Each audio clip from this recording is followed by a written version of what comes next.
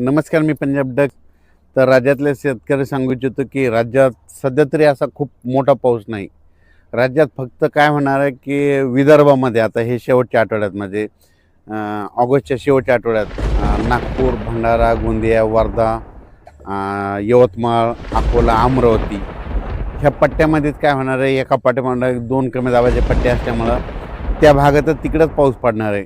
ते पाऊस आपला इकडं महाराष्ट्राकडे येणार नाही, आपलं मराठवाड्याकडं पश्चिम महाराष्ट्राकडे येणार नाही, म्हणून हा अंदाज लक्षात घ्यायचा. ते पाऊस विदर्भालाच पडणार आहे, म्हणून विदर्भातल्या शेतकऱ्यासाठी ही आनंदाची बातमी. म्हणजे जवळपास सांगायचं झालं तर या शेवटच्या आठवड्यात देखील भंडारा, वर्धा, गोंदिया, चंद्रपूर, यवतमाळ, वाशिम, हिंगोली, इकडं अकोला, अमरावती, चंद्रपूर, गडचिरोली ह्या परिसरामध्ये शेवटच्या आठवड्यात पाऊस आहे, म्हणून हे लक्षात घ्यायचं.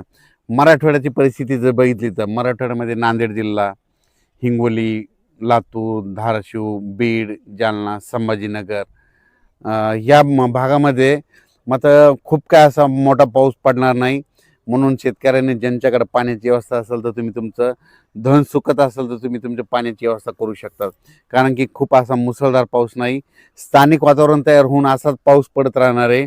म्हणजे एवढे 10 दिवस म्हणजे 1 सप्टेंबरपर्यंत म्हणजे असाच विखुरलेल्या स्वरूपात मराठवाड्यामध्ये बीड जिल्हा झालं, लातूर जिल्हा झालं, जालना जिल्हा झालं, संभाजीनगर, नांदेड, हिंगोली, लातूर, धाराशिव ह्या जिल्ह्यामध्ये काय होणार, असाच विखुरलेल्या स्वरूपाचा तुरळक ठिकाणी पाऊस पडणार आहे. सर्वदूर काय पडणार नाही, म्हणून हा अंदाज शेतकऱ्यांनी लक्षात घ्यायचा.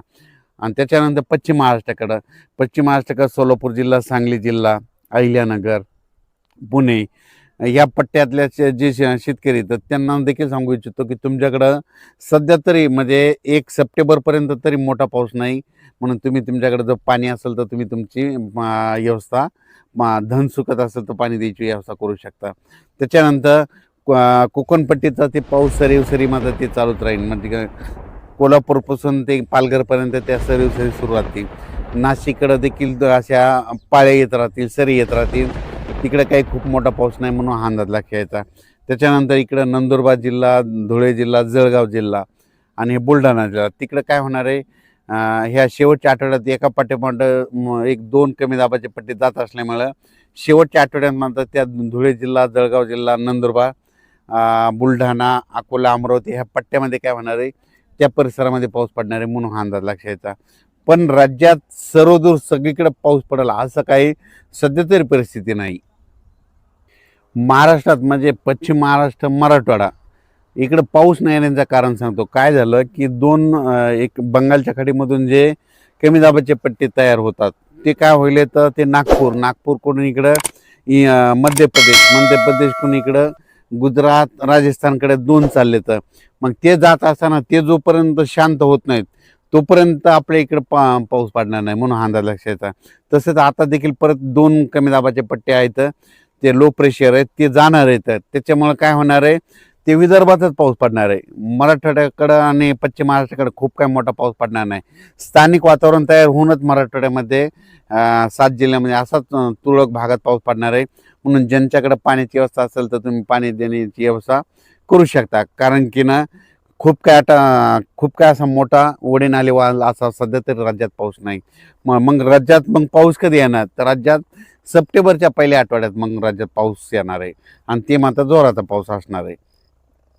सध्या फक्त वरुणराजाची बॅटिंग फक्त विदर्भाकडेच आहे, म्हणजे त्यांच्याकडेच आहे. कारण की ना मग त्याच्यामध्ये कोणतं सांगतो की परत एकदा सांगतो, वर्धा, नागपूर, भंडारा, गोंदिया, चंद्रपूर, यवतमाळ, इकडं अकोला, अमरावती, पुन्हा मध्य प्रदेशचे जे लगतचे तालुके आहेत मोर्शी, अचलपूर, दर्यापूर, त्याच्यानंतर इकडं परतवाडा, इकडं जळगाव, जामोद ह्या पट्ट्यामध्येच काय होणार आहे, ह्या शेवटच्या आठवड्यात आता म्हणजे 18 ऑगस्ट ते 30 ऑगस्टपर्यंत त्या परिसरामध्येच विदर्भातच पाऊस पडणार आहे. परत एक कमी दाबाचा पट्टा तयार होईल, ते बी विदर्भात पडेल. पण त्याचा पाऊस खूप लय झालं तर ह्या शेवटच्या आठवड्यात काय होईल की नांदेड जिल्हा एक घेईल, त्याच्यामध्ये हिंगोली एक घेईल, त्याच्यानंतर परभणी जिल्ह्यात काय भाग घेईल, म्हणून तिथपर्यंत परभणी जिल्ह्यातच येईल. त्याच्या पुढं काही ते पाऊस सरकणार नाही, कारण की ते पाऊस तिथून तिथंच स्थिर होऊन जाईल. राज्यात सध्या तरी खूप काही असा मोठा पाऊस नाही, कारण की ज्यांच्याकडे पाण्याची व्यवस्था असेल तर तुम्ही तुमचं पाण्याची व्यवस्था करू शकता. कारण की खूप असा पाऊस मुसळधार पाऊस पडणं, ओढे नाले वाहतील, तसा काही राज्यात सध्या पाऊस नाही म्हणून हा अंदाज लक्षात येतो. तसा पाऊस येईल महाराष्ट्रात, ते येईल फक्त पुढच्या सप्टेंबरमध्ये, सप्टेंबर-ऑक्टोबरमध्ये. तोपर्यंत शेतकऱ्यांना आपण आपल्या पिकाची काळजी घ्यायची. फक्त सध्या पाऊस राहील, फक्त विदर्भातच पडणार आहे म्हणून हा अंदाज त्या विदर्भातल्या शेतकऱ्यांना लक्षात येतं.